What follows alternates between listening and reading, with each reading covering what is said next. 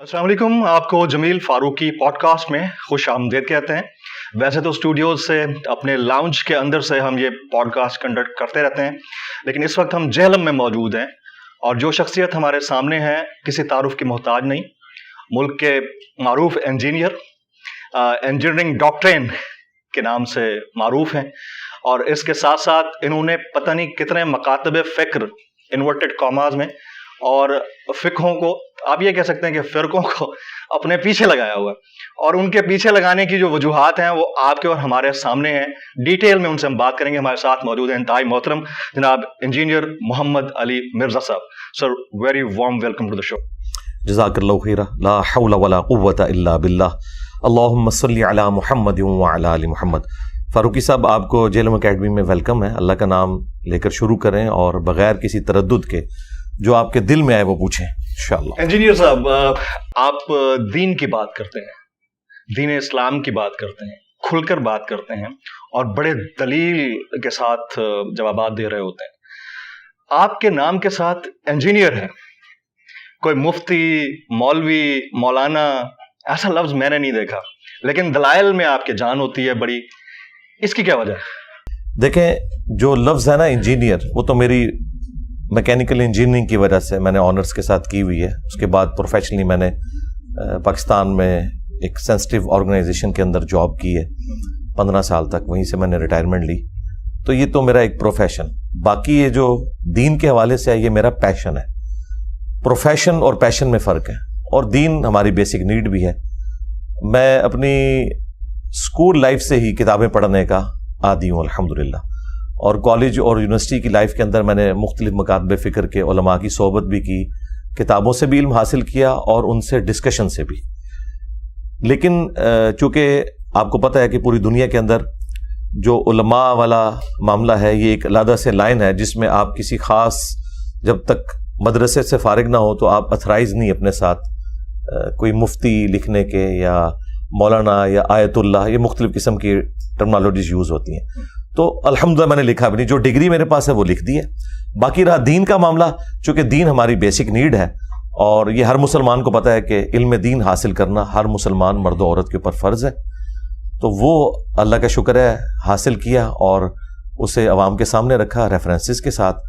हमारी मिसाल उस शख्स की सी है कि जो शख्स आपको किताबों से बता देता है कि भाई किताबों में ये लिखा हुआ है, अब आपकी मर्जी है कि आप इन किताबों पर ईमान लाते हो तो इसे कबूल कर लो, अगर नहीं लाते तो छोड़ दो। मसलन अगर कोई प्राइमरी स्कूल का बच्चा आपको आके ये बताए कि सूरतुल बकरा की आयत नंबर 279 में लिखा है कि जो लोग सूद खाते हैं अल्लाह और उसके रसूल अज़्ज़ व जल्ला व सल्लल्लाहु अलैहि वसल्लम का ऐलान जंग है उनके लिए, तो आप उससे डिग्री नहीं पूछेंगे, आप सूरह अल बकरा की आयत नंबर 279 देखेंगे। अगर उसमें वो चीज़ निकल आती है तो आप कबूल कर लेंगे, ना निकले तो फिर अगली बात शुरू होगी। तो मैं भी कुरान और सुन्नत से रेफरेंसेस देता हूँ और ख़त्म नबूवत सल्लल्लाहु अलैहि वसल्लम की बरकत से जो इस उम्मत को नबियों वाला काम शिफ्ट हुआ है वो मैं आप सल्लल्लाहु अलैहि वसल्लम के डाकिये की हैसियत से आपकी भोली भाली उम्मत तक पहुँचा रहा हूँ अल्हम्दुलिल्लाह। आपका कोई बाबा नहीं है?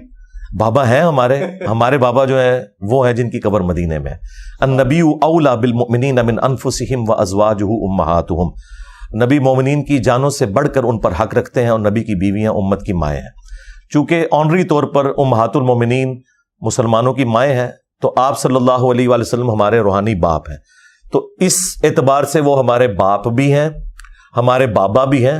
बाबा हमारा वो होगा जिसको अल्लाह ने हमारा बाबा बना के भेजा है, जिनकी पैरवी का हमें हुक्म है, जिनके साथ हमारी जन्नत और जहन्नम का फैसला होने वाला है। तो अल्लाह का शुक्र है हमारे बाबा जान वो हैं जिनकी कब्र मदीने में है और जो कोई उनके साथ मुखलिस है, उनका वफादार है, वो सब के सब हमारे बाबे हैं।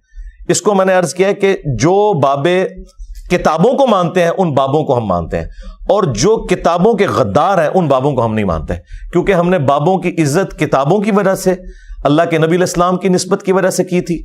अगर वो अल्लाह और उसके नबी के साथ वफादारी नहीं कर रहे तो अब उनकी कोई इज्जत नहीं है। ठीक है, बस वो एक आम इंसान की तरह। दौरे हाजिर के किसी मुफ्ती, मौलाना या मौलवी साहब को आप बाबे का दर्जा देते हैं या समझते हैं कि वो उस दर्जे के हैं?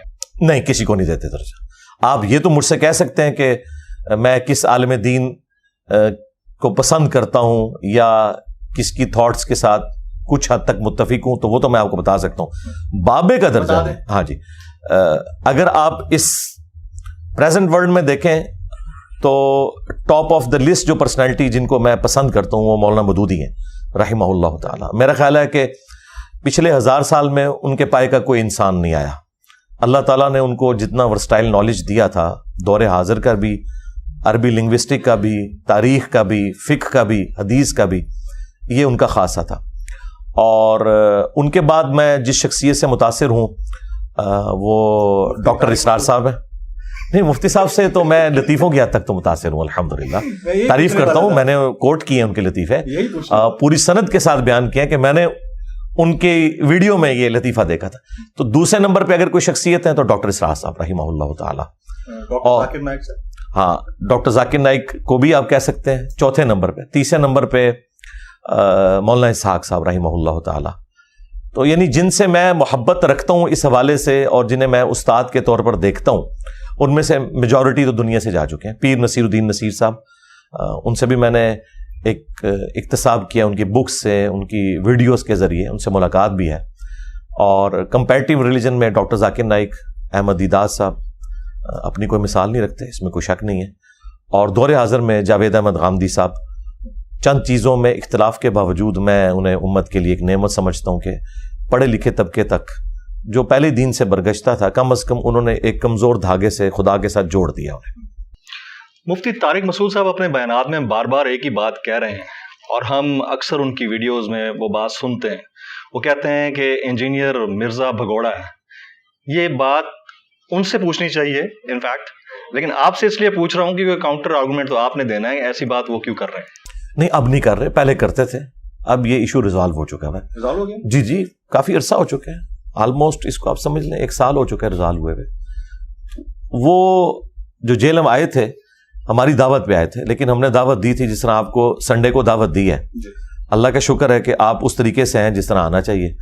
آپ اگر سنڈے کی بجائے تھرسڈے کو یا فرائیڈے کو آتے اور جیلم کے چوک میں کھڑے ہو کے ویڈیو بناتے کہ انجینئر صاحب میں پہنچ گیا ہوں, آپ بھی ایک ویڈیو بنائے, میں آپ سے بات کرنا چاہتا ہوں, تو اس طریقے سے تو نہ کہیں کوئی رشتہ لینے جاتا ہے نہ کسی سے ملاقات کرنے جاتا ہے. تو وہ چونکہ اس طریقے سے آئے تھے اس لیے ملاقات نہیں ہو سکی. باقی اللہ کا شکر ہے انہوں نے جو اپنا پوائنٹ آف ویو تھا میرے حوالے سے وہ انہوں نے ویڈیو میں بیان کیا, میں نے اسے ریبٹل کر دیا 2 گھنٹے کی ویڈیو بنا کے کہ یہ ریزرویشنز ہیں ہماری, اب پبلک فیصلہ کرے کہ یہ آپ کے دلائل ہیں یہ ہمارے دلائل ہیں. تو وہ ایشو الحمدللہ ریزالو ہو گیا. اچھا, یہ تو ایک مکتبہ فکر جن کو اب لوگ ہم بھی تو اس کو ریئلائز کرتے ہیں نا کہ تفرقے کی بات نہیں ہونی چاہیے.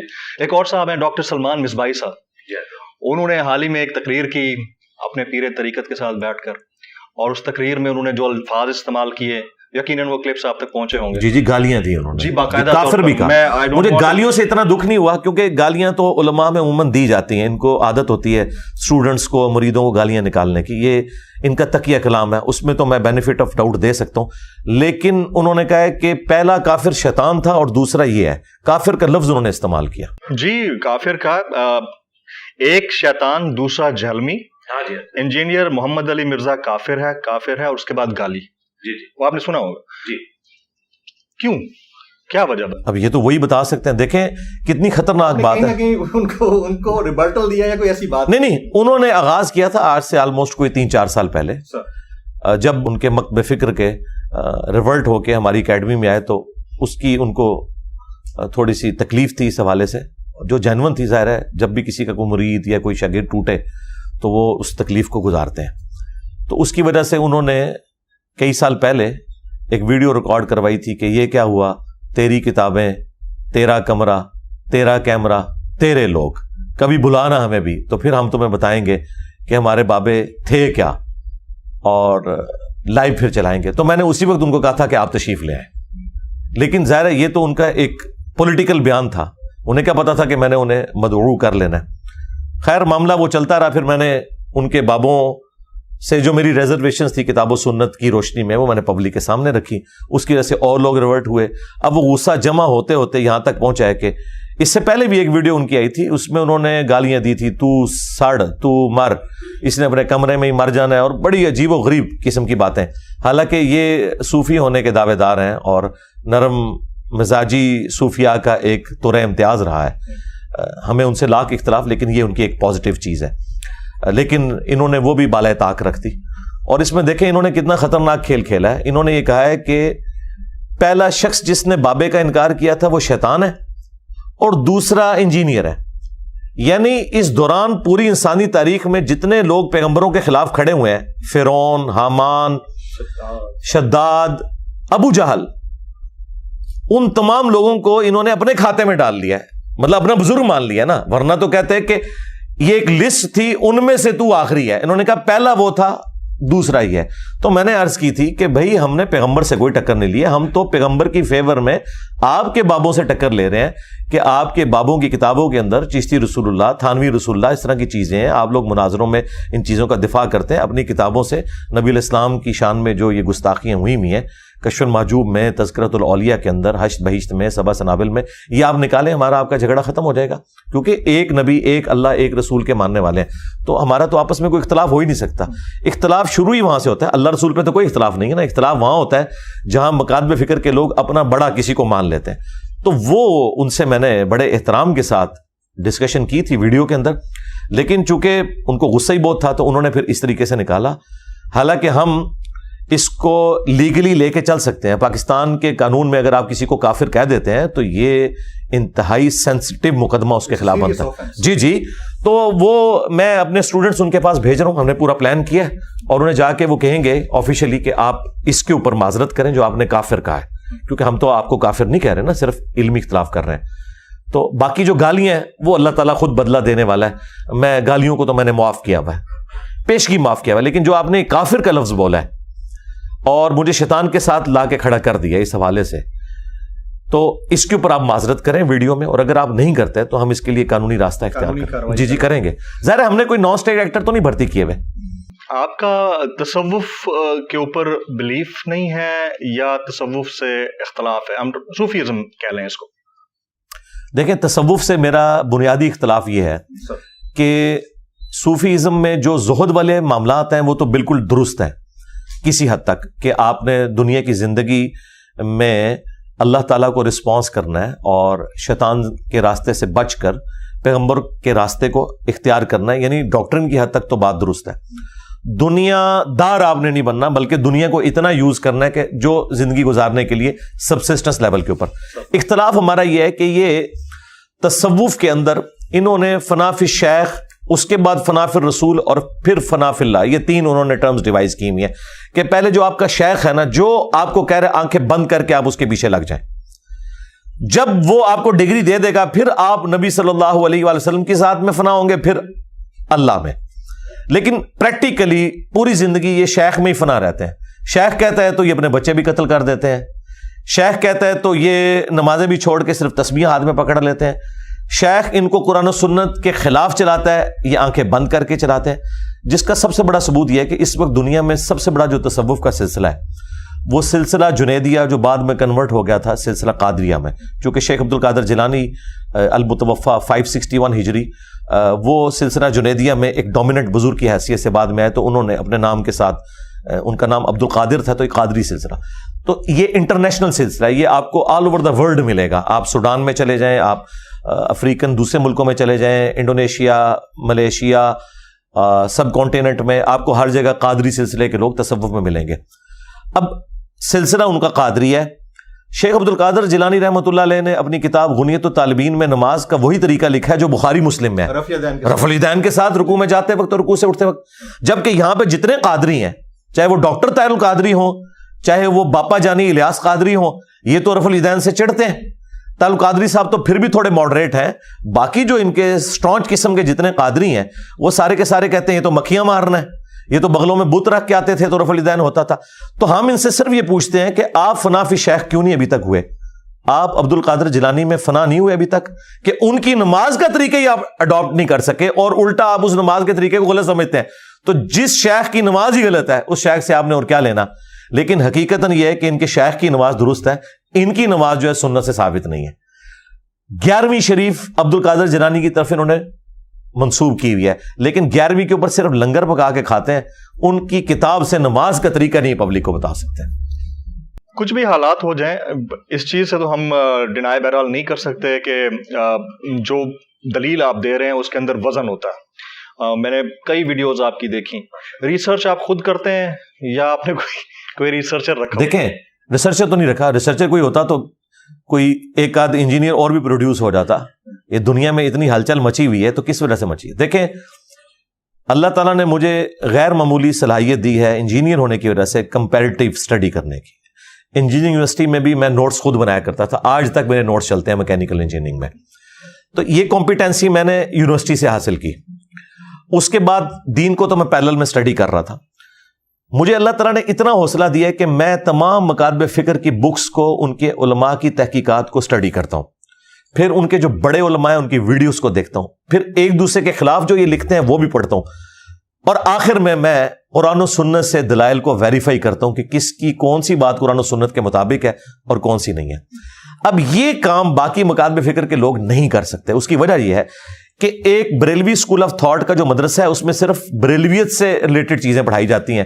انہیں دیوبند اور اہل حدیث اور اہل تشیع سے متعلق صرف نیگیٹو باتیں بتائی جاتی ہیں. لڑائی ہو جائے گی. ہاں لڑائی ہو جائے گی. ہاں اچھا اسی طریقے سے دیوبند اور اہل حدیث جو ہیں ان کو مخالفین کی کمزوریاں بتائی جاتی ہیں, اپنی کمزوریاں نہیں بتائی جاتی. میں جو کہ سب کو سنتا ہوں, ایک دوسرے کے خلاف بھی تقریر سنتا ہوں, پھر ان کا اپنا بھی پوائنٹ آف ویو سنتا ہوں. دیکھیں جب تک آپ ایک اہل حدیث سے نہیں پوچھتے جا کے کہ تم اماموں کے گستاخ ہو یا نہیں, تو وہ آپ کو بتائے گا بھی میں اماموں کا گستاخ نہیں ہوں. میں کہتا ہوں کہ حدیث کے مقابلے پہ امام کا قول نہیں لیا جائے گا, تو بات تو ٹھیک کر رہے ہیں. لیکن بریلوی دیوبندی کہتے ہیں یہ اماموں کے گستاخ ہیں, یہ ان کو گالی دے رہے ہیں. اسی طریقے سے بریلوی اور دیوبندی اگر حیات النبی کا کوئی عقیدہ رکھے ہوئے تو اہل حدیث کا کام ہے ان سے جا کے پوچھیں کہ بھئی آپ اس سے مراد کیا دنیا والی حیات لے رہے ہیں یا آخرت کی لے رہے ہیں؟ کہ آپ نبی اسلام کے بارے میں یہ عقیدہ رکھتے ہیں کہ وہ دنیا سے گئے ہی نہیں ہیں؟ جب تک ان سے کلیریفائی نہیں کریں گے, صرف چند ایک چھوٹے درجے کے علماء کی باتیں اٹھا کے ایک دوسرے کے اوپر چڑھ دوڑنا, میں ایسا نہیں کرتا. پوری ورکنگ کرتا ہوں کمپیریٹیو اسٹڈی کے بعد. جہاں مجھے کوئی ایمبیگوٹی آتی ہے میں بڑے علماء سے رابطہ کر کے ان چیزوں کو کنکلوڈ کرتا ہوں. تو میں نے تو آلموسٹ اپنی زندگی کے آپ سمجھ لیں 25-30 سال اسی کام میں لگائے. تو آلموسٹ 15-20 سال لگانے کے بعد میں اس ہاٹ سیٹ پہ آ کے بیٹھا ہوں. اللہ کا شکر ہے ہمارے دلائل پبلک کے سامنے ہے. کوئی چیلنج کرے کہ یہ نہیں لکھا ہوا, ایک چیز ثابت ہوتی ہے. آپ نے نہ صرف مختلف مکاتب فکر کے لوگوں کو اپنا دلائل کی وجہ سے مخالف بنا لیا, بلکہ سیاستدانوں کو بھی بنا لیا. اور حال ہی میں کچھ میں نے آپ کی ویڈیوز دیکھی جس میں آپ نیک اور ایماندار سیاستدانوں میں سے کسی ایک کی تعریف کر رہے تھے. میں نام نہیں لینا چاہوں گا. اس کے بعد آپ کو شدید ہزیمت کا بھی سامنا کرنا پڑا اسٹیٹ لیول کے اوپر, حکومتی سطح کے اوپر. تو کیوں نہیں بولنے دیا جاتا جب آپ کسی کو دیکھتے ہیں کہ وہ ایماندار ہے اور اس کی بات کرنی چاہیے؟ میرا خیال ہے ڈیموکریٹک ویلیوز کو فالو کرنا ضروری ہے, جو کہ جب ہم نے اپنے ملک کا نام اسلامی جمہوریہ, خان صاحب, جی میں سمجھ گیا ہوں, خان صاحب کی بھی میں نے تعریف کی تھی اور سراج الحق صاحب کی بھی کی تھی. ہاں جی, تو میں جس کی بھی پازیٹیو چیز دیکھتا ہوں, میں نے شاید خاقان عباسی کی بھی تعریف کی ہے. میں اس وقت تعریف کرتا تھا خاقان عباسی صاحب کی جب پی ٹی آئی والوں کو برے لگتے تھے. اب تو ان کی باتیں پی ٹی آئی والوں کو بھی اچھی لگنی شروع ہو گئی ہیں, کیونکہ مجھے پتا تھا کہ یہ بندہ دل سے بولتا ہے. اسی طریقے سے نواز جو وہ کھوکر صاحب, مصطفیٰ نواز کھوکر, میں ان کا فین ہوں کہ دلیر آدمی ہے اور جس بات کو صحیح سمجھتا ہے بڑے دلیل کے ساتھ وہ بندہ رکھتا ہے. میرا خیال ہے جب تک ہمارے اندر یہ حوصلہ نہیں ہے نا کہ ہم اپنے مخالفین کی بات کو سن کر دلائل کے ساتھ اپنی اصلاح نہیں کرتے, ہم نے ایک قدم بھی اس ملک کو آگے نہیں لے کے جانا. جن قوموں کی ترقی کی مثالیں ہم دیتے ہیں نا, وہاں تو کتنی ڈیبیٹس ہوتی تھی. اگر آپ فرینچ ریولوشن کے بعد جو معاملات ہوئے ہیں, جو لیفٹ کے لوگ تھے, جو رائٹ کے لوگ تھے, جس طرح آپس میں ڈسکشن کرتے تھے, وہ تو یہ آپ کی مچھلی منڈی تو اس کے مقابلے میں شاہی کوئی نہیں ہے. اور لڑ بھیڑ کے انہوں نے آج دیکھیں دنیا کو رہنے کے قابل بنا دیا ہے. اللہ کا شکر ہے, سیکنڈ ورلڈ وار کے بعد آلموسٹ دنیا میں سکون آ گیا. تو یہ انسانیت نے لرن کی ہے نا چیزیں کہ اختلاف رائے, آپ ایک دوسرے کا برداشت کریں, ایک دوسرے کو موقع دیں اور اس طریقے سے آگے بڑھیں. جب آپ ایک طرف کہتے ہیں کہ جی ہم نے اے پولیٹیکل ہونا ہے, تو جب کوئی شخص آپ کو اے پولیٹیکل ہونے کا کہتا ہے اور یہ کہتا ہے کہ بھائی جب آپ نہیں تھے تو اس کی وجہ سے ہم نے نقصان اٹھایا, تو اس کو گالی نہیں سمجھنا چاہیے. جب ہمارے ایکس آرمی چیف نے آخری تقریر میں کہا کہ پاکستان کی فوج کو گالیاں اس لیے پڑتی ہیں کہ ہم پولیٹکس میں لچ فرائی کرتے رہے اپنا, اگرچہ ہم سب سے زیادہ قربانیاں دے رہے ہیں. تو یہ تو آپ کے ادارے نے خود مان لیا, لہٰذا یہی بات جب ہم کرتے ہیں تو اس کا کسی کو برا نہیں ماننا چاہیے, یہ تو آپ کی پالیسی ہے. ہاں اس زمانے میں اگر بات ہوتی جب آپ کی اسٹیٹ پالیسی ڈفرینٹ تھی تو پھر آپ شاید برا مانتے. تو میں ابھی بھی یہی کہتا ہوں کہ جن لوگوں نے اس زمانے میں, جس طرح جاوید احمد غامدی صاحب تھے, انہوں نے اس زمانے میں یہ آواز بلند کی تھی کہ آپ لوگ سیاست سے اپنے آپ کو الگ کریں. اسی طریقے سے صحافیوں میں نجم سیٹھی صاحب اور حامد میر صاحب اور اس طرح باقی جو بڑے صحافی ہیں جو اس وقت یہ باتیں کرتے تھے اور غدار وطن کا فتویٰ لگتا تھا, تو میرا خیال ہے ان سارے لوگوں سے معافیاں مانگنی چاہیے کہ آپ لوگ ہمیں صحیح کہتے تھے. اچھا, اب اس سے پہلے کہ میں بڑے امپورٹنٹ کوسچنس کی طرف جاؤں, کیونکہ وہ فقہی مسئلے ہیں اور لوگوں نے مجھ سے براہ راست رابطہ کر کے وہ کہا ہے کہ ان کے جوابات لینے, میں 3-4 سیاست دانوں کا نام لے دیتا ہوں, مجھے بتائیے کہ ان میں سے بہتر آپ کو کون لگتے ہیں. تھا تو نہیں ہے لیکن کیونکہ ڈسکشن ادھر آ گئی تو میں وہ ایک سوال ہے آپ کو, نواز شریف صاحب, شہباز شریف صاحب, مریم نواز صاحبہ, بلاول بھٹو صاحب, آصف زرداری صاحب, عمران خان صاحب اور مولانا فضل الرحمان صاحب, ان سب میں سے بہتر کون لگتا ہے؟ سراج الحق صاحب کو آپ نے نکال ہی دیا ہے. وہ تو ہے ہی ہے, وہ تو سپر پولیٹیشین. دیکھیں خان صاحب کے معاملے میں جو ایک غلوف والا تھوڑا سا ایلیمنٹ ہوا, اس کو اگر نکال دیا جائے, جو انہوں نے اسٹیبلشمنٹ کے حوالے سے ایک ریڈ لائن کو کراس کیا, 9 مئی والا معاملہ, جی 9 مئی والا واقعہ, اس کو اگر نکال دیا جائے تو میرا خیال ہے اس وقت ساری جماعتوں کو یہ مان لینا چاہیے کہ جو آپ کا ایک رونا دھونا تھا چارٹر آف ڈیموکریسی کے پوائنٹ آف ویو سے کہ فوج کو اے پولیٹیکل ہونا چاہیے, تو وہ بیانیہ ووٹ کو عزت دو پریکٹیکلی تو اس وقت خان صاحب کے ہاتھ میں, تو میرا خیال ہے ان کو بھی مان لینا چاہیے. تو میں بس اتنی بات کر سکتا ہوں. Very right. اب ذرا تھوڑا سا ٹیکنیکل اسلامک کوسچنس کی طرف آتے ہیں. میں نے آپ کی ایک ویڈیو میں دیکھا تھا, آپ نے کہا کہ اگر کوئی چاند پہ ہو اور اس کو وہاں نماز پڑھنے کا موقع ملے تو اس کا قبلہ کس طرف ہونا چاہیے, تو آپ سیدھا زمین کی طرف دیکھیے. دیکھیں آپ میری ریسرچ بھی دیکھ لیجیے, میں کتنا آپ کو فالو کرتا ہوں, تو سیدھا زمین کی طرف دیکھیے, آپ کا قبلہ وہی ہے.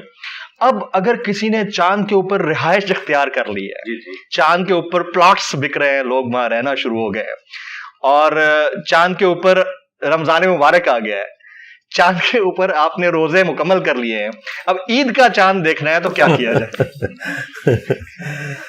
پہلی تو بات یہ ہے کہ سب سے پہلے ہمارے ملک کے جو پراپرٹی ڈیلرز ہیں, جی پراپرٹی ڈیلرز جتنے ہیں نا, سب سے پہلے تو یہ وہاں پہنچیں گے. ویسے میں آپ کو بتاؤں یہ پاسبل بھی ہے. اس وقت یہ بھی جو انڈیا والوں نے اپنا مشن بھیجا ہے, انہوں نے جو وہاں کی جو رپورٹ دی ہے اس کے مطابق چاند کی سرفیس کے اوپر جو پتھر ہے نا, اگر ان میں سے آکسیجن کو ریٹریو کیا جائے تو 8 ارب انسانوں کے لیے 1000 سال کی آکسیجن موجود ہے. 1000 سال تک اس وقت جتنے لوگ ہیں نا, یہ 1000 سال تک کم از کم چاند پہ رہ سکتے ہیں, لیکن وہ اگر حاصل کر لی جائے. عید کیسے منائیں؟ ہاں جی, عید تو میرے بھائی یہاں پہ بھی ایک نہیں ہو رہی ہے, تو میرا خیال ہے کہ جس کا دل کرے سعودیہ کے ساتھ کر لے, جس کا دل کرے پاکستان کے ساتھ کر لے. سیٹلائٹ سے کنیکشن ہوگا اور سعودیہ والوں سے رابطہ کیا جائے. ظاہر ہے اس کے لیے دیکھیں جو مرکزی پوائنٹ ہے وہ تو زمین ہی ہے نا, چاند کو دیکھنے کے پوائنٹ آف ویو سے, تو ظاہر ہے کہ اسی چیز کو فالو کیا جائے. جب انسان چاند پہ پہنچ جائے گا تو اس کا زمین کے ساتھ بھی رشتہ رہے گا. ابھی دیکھیں میں نے جو اس میں ایک اور بات کی تھی کہ صحیح مسلم میں حدیث ہے کہ جب دجال دنیا میں آئے گا تو پہلا سال 1 سال کا دن ہوگا, دوسرا دن 1 مہینے کا, تیسرا 1 ہفتے کا, اور اس کے بعد نارمل دن. تو صحابہ کرام نے کہا کہ ہم نمازوں کا کیا کریں گے, تو آپ نے فرمایا تم اس اعتبار سے اسے کاؤنٹنگ کر لینا, اس کو شمار کر لینا. اب اس زمانے میں تو لوگ شمار نہیں کر سکتے تھے, اس زمانے کی ضرورت تھی تو اب شمار ہے. 24 گھنٹے کے دن رات والا معاملہ وہاں پہ چل رہا ہے, اگرچہ سورج افق کے لانگ چلتا ہے 6 مہینے تک, لیکن دن رات انہوں نے اس اعتبار سے ڈیوائڈ کیے ہوئے ہیں. آپ عشاء کی نماز بھی سورج نکلی ہوئی حالت میں پڑھ رہے ہوتے ہیں, تو اس کے لیے جو سٹینڈرڈ ہے وہ تو گرین وچ ٹائم سے لیا ہوا ہے نا, تو ٹھیک ہے زمین ہی سٹینڈرڈ ہوگی, زمین کو سٹینڈرڈ مانا جائے اور اس اعتبار سے عید. اچھا, چندریان کے چاند پر پہنچنے کے بعد چاند اتنا پاک ہے کہ عید کے لیے دیکھا جا سکے. یہ افغان ٹک ٹاکر ہیں جنرل مبین, یہ کل ان کا سٹیٹمنٹ ہے کہ انڈیا, وہ ازراہ تفنن انہوں نے کہا ہوگا لیکن کہا ہے کہ انڈیا کا چندریان وہاں پہنچ گیا, انہوں نے ترپال ڈال لی اور ہم مسلمان اب ہندوؤں کو دیکھتے رہے اور اس کو دیکھ کے اب چاند کو دیکھ کے عید منائیں تو کیسا؟ نہیں, یہ تو جذباتی بات ہے. میرا خیال ہے اس طرح کی بات نہیں کرنی چاہیے اور ہمیں اپریشیٹ کرنا چاہیے. میں تو بہت خوش ہوں, جی میں خوش ہوں اس اعتبار سے کہ شکر ہے کہ سب کانٹیننٹ کے لوگوں نے جو دنیا کو کسی زمانے میں لیڈ کرتے تھے, सोने की चिड़िया थी ये जगह। गोरे हमारे बाद आके ईस्ट इंडिया कंपनी बना के हमसे सब कुछ हथिया के हमें पीछे छोड़ के, तो मुझे तो खुशी है इंडिया की तरक्की में पाकिस्तान की तरक्की भी है, ये पूरा रीजन तरक्की करेगा। देखें इंडिया और चाइना की आपस में कितनी दुश्मनी है, लेकिन सैकड़ों बल्कि हजारों बिलियंस ऑफ डॉलर्स की उनके आपस में ट्रेड होती है दुश्मनी के बावजूद, और हम अभी तक जज्बाती डॉक्ट्रिन को लेकर चल रहे हैं। मैं बिल्कुल इस हक में नहीं हूं कि इंडिया पाकिस्तान की कोई जंग हो, लड़ाई हो, दोनों गरीब मुल्क हैं, एक दूसरे को मार बैठेंगे। हमें अपनी इकोनॉमी को दुरुस्त करना चाहिए। अगर चाइना ने 90% लोग 30 साल के अंदर पॉवर्टी लाइन से ऊपर ले लिए, तो हम नहीं अपने लोगों को ऊपर ला सकते, हम तो नीचे ही नीचे जा रहे हैं। ये बहुत अफसोसनाक बात है। अफसोसनाक। अब जरा आते हैं नजम सेठी साहब के साहबजादे, उनसे मंसूब एक खबर कुछ दिन पहले चली। अली सेठी नाम है उनका, और खबर ये थी कि उन्होंने अपनी पसंद के मुताबिक मुबैना तौर पर अपनी ही टीम के एक बंदे से शादी कर ली है। हम जिन्स परस्ती से मुताल्लिक दीन क्या कहता है, जो कि बहुत खतरनाक हद तक इनकलकेट करती जा रही है सोसाइटी में। देखिए अब ये जो खबर है ना, इसके साथ तो मैं जवाब को रिलेट नहीं कर सकता क्योंकि मेरे पास कोई अथेंटिसिटी नहीं है। मैंने इसीलिए मुबैना, हाँ जी, मुबैना यानी बयान की गई। तो इससे हटके मैं बात कर लेता हूं। इस्लाम में जिन चीजों के ऊपर इत्तफाक राय है, इजमा है, उनमें से एक चीज ये होमोसेक्सुअलिटी के पॉइंट ऑफ व्यू से है कि ये हराम है। और मैं आपके कैमरे की वसातत से इतनी हैरान कुन बात करूं कि कुरान पाक में बदकारी और जिना की उतनी मजम्मत नहीं आई है जितनी इस काम की आई है, क्योंकि लूत अलैहिस्सलाम की कौम की हलाकत की वजह ज्यादा दफा डिस्कस हुई है एज कंपेयर टू उस मामले के। तो इसकी हुर्मत के ऊपर तो इजमा है। ना मर्द की मर्द से शादी हो सकती है, ना औरत की औरत से शादी हो सकती है। ज़ाहिर है ये इंसानियत का पूरा सिस्टम मर्दों औरत की वजह से चल रहा है, एक खानदानी निज़ाम की वजह से। तो अगर इस किस्म की शादियां शुरू हो जाएंगी तो आप किसी एक किते जमीन के ऊपर 1000 मर्द जोड़े बसा दें तो 100 साल के अंदर आप उनकी हड्डियां वहां से उठाएंगे। लेकिन मर्दों औरत के अगर 1000 जोड़े वहां से बसा दें आप, और हो वो पाकिस्तानी, तो हो सकता है लाखों की तादाद में आपको बंदे और मिल जाए। तो इंसानियत चल रही इसी बरकत से है। और बाकी ये तो एक जज्बाती चीजें हैं इनकी, अल्लाह ताला इनको माफ करे। इनका रिलीजन के साथ इस तरह के लोगों का बड़ा एक कमजोर सा रिश्ता होता है, इनको रिलीजन के हलाल और हराम का। जी हाँ, तो मेरा ख्याल है इनके ऊपर ज्यादा गम भी नहीं खाना चाहिए। इससे बड़ा गम यह है कि इन्हें खुदा की शनाख्त हो, फिर वो शरीयत को सीरियस लेंगे ना।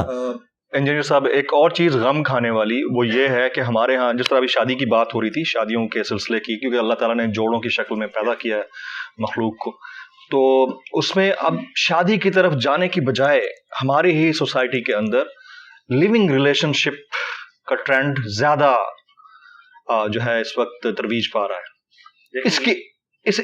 इसकी वजह क्या है? एक तो ये सोशल फैब्रिक खराब होने की वजह क्या है, दूसरा ये कि क्या नौजवान नस्ल को, जो आपके इतने बड़े फॉलोअर्स हैं, मिलियंस में वीडियोस के ऊपर आपकी व्यूज होते हैं, इसके ऊपर आपने कितने बयानात दिए?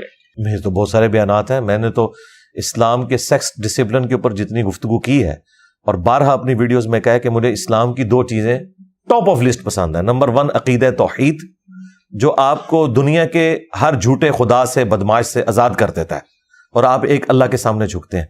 और दूसरी चीज अगर कोई है ना इस्लाम की जो मुझे सबसे ज्यादा पसंद है, वो सेक्स डिसिप्लिन है। सेक्स इतना पोटेंट जज्बा है कि उसके लिए इस्लाम वाला ही डिसिप्लिन चाहिए था, जो सूरह नूर में आया कि पहले मर्दों को हुक्म हुआ है कि मुमिन मर्दों से कहो कि अपनी निगाहों को नीचा रखें, और मोमिना औरतों से कहो कि वो अपनी निगाहों को नीचा करें। और फिर जिस तरीके से पर्दे वाला मामला है, उम्महातुल मोमिनीन का भी पर्दा है सहाबा इकराम से, तो बाकी चीजें तो आप छोड़ दें। तो ये वाकई डिजर्व करता था। फ्राइड ने तो अभी आके ये बात की ना कि सबसे इंपॉर्टेंट जज्बा जो है वो सेक्स है। कुरान पाक तो सूरह अल इमरान में पहले ही कह रहा है, ज़ुय्यिना लिन्नासि हुब्बुश शहवात मिनन निसा। पहले नंबर के ऊपर जो दुनिया में मुज़य्यन की गई चीजें हैं उनमें से ये सेक्स एक इंपॉर्टेंट जज्बा है। बाकी इसकी वजह क्या है? इसकी वजह अगर सबसे बड़ी कोई है ना तो हमारा मीडिया जी। मीडिया जो ग्लैमराइज करके चीजों को दिखा रहा है, जिनका प्रैक्टिकल लाइफ से कोई ताल्लुक नहीं है। प्रैक्टिकल जिंदगी बहुत मुश्किल है जिस तरह की जिंदगी ये लोग दिखा रहे होते हैं। देखें, जब हम लोग छोटे छोटे थे ना, उस वक्त जो ड्रामे लगते थे ना, उनसे मॉरल लेसन मिलते थे। अंधेरा उजाला था, धुआं, गेस्ट हाउस बड़ा अच्छा एक ड्रामा था, और उसके अलावा आगोश बहुत अच्छा ड्रामा था, और अशफाक साहब का मन चले का सौदा। یعنی آپ کچھ لے کے نکلتے تھے اس میں سے. آرٹ بھی لگائے تو آپ کو لگے گا کہ یہ ڈرامے ہوا کرتے تھے. اور انٹرٹینمنٹ بھی اگر ہوتی تھی 50-50, آرٹ بھی اس کے مقابلے کا کوئی پروگرام نہیں ہے. کوئی ولگر چیز نہیں ہوتی تھی, اس کے باوجود ہر طرح کا میسج بھی ڈلیور ہو جاتا تھا. اور آپ دیکھیں اس وقت سڑکیں ویران ہو جایا کرتی تھی. 8 سے 9 جب ڈرامہ لگتا تھا سڑکیں ویران ہو جاتی تھی. بانو قدسیہ کا ڈرامہ آ رہا ہے, جی اشفاق احمد کا ڈرامہ, جی ان کا آ رہا ہے. اور لوگ اتنے شوق سے, بلکہ چند گھروں میں ٹی وی ہوا کرتے تھے, لوگ ان گھروں میں جمع ہوتے تھے اور ڈرامہ دیکھتے تھے. اب یہ جو ڈرامے دکھا رہے ہیں یہ تو اس زمین کی مخلوق ہی نہیں ہے. یہ پاکستان کیا دنیا کے معاشرے کا بھی 0.0001% لوگ ہیں جن کی زندگی یہ دکھا رہے ہیں. اس کا عام بندے کی زندگی کے ساتھ تو کوئی تعلق ہی نہیں. چند ایک آپ کہہ سکتے ہیں کہ کوئی ڈرامے ایک اچھے ہیں, ادروائز تو مطلب اس وقت جو ڈرامے ہیں تو ڈرامہ بازی لگائی ہوئی ہے. یوٹیوب اور دیگر سوشل میڈیا ایپس, ان کی ارننگ حلال ہے حرام؟ ہمارا تو پوائنٹ آف ویو اس میں یہ ہے کہ جو ایڈز شریعت کے مطابق ہیں ان کی کمائی حلال ہے, اور جو ایڈز شریعت کے مطابق نہیں ہیں ان کی کمائی حرام ہے. کون سے ایڈ شریعت؟ مثال کے طور پر اگر آپ شراب کی مشہوری کا ایڈ چلاتے ہیں تو اسلام میں تو جامع ترمذی میں واضح حدیث ہے, شراب نکالنے والا, شراب بیچنے والا, خریدنے والا, اسے لوڈ کرنے والا سواری پہ, ان لوڈ کرنے والا, 10 طرح کے لوگوں کے اوپر نبی الاسلام نے لعنت فرمائی ہے. تو ظاہر ہے کہ اس کی ایڈورٹیزمنٹ بھی حرام ہوگی. ہاں, صابن ہے, شیمپو ہے, اس کا استعمال حلال ہے.